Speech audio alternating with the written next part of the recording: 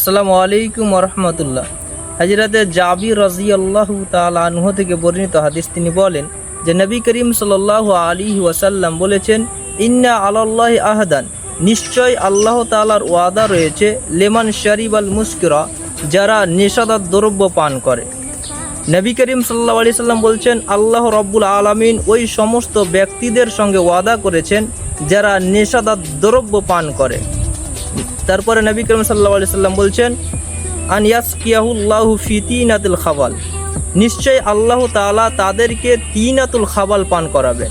সাহাবীগণ জিজ্ঞাসা করলেন, ওয়ামা তিনাতুল খাবাল, তিনাতুল খাবাল কি জিনিস ইয়া রাসূলুল্লাহ? তো নবী করিম সাল্লাল্লাহু আলাইহি সাল্লাম বলছেন, আরাকা আহলুন নার আও উসারাতু আহলিন নার, অর্থাৎ একজন জাহান্নামী যখন সে জাহান্নামে জ্বলে তার শরীর থেকে গরম তরল রক্ত পুজ মিশ্রিত এই সমস্ত জিনিসগুলি যখন জাহান্নাম থেকে জ্বলে বের হয়, ওই সমস্ত গরম তরল রক্ত পুজকে একজন নেশাদার দ্রব্যকে পান করানো হবে। অর্থাৎ নবী করিম সাল্লাল্লাহু আলাইহি সাল্লাম বলছেন, ওই সমস্ত ব্যক্তিদের জন্য ওয়াদা করেছেন মহান পাক রব্বুল আলামিন, যারা নেশাদার দ্রব্য পান করে তাদেরকে ওই কাল কিয়ামতের দিন তিনাতুল খাবাল পান করানো হবে।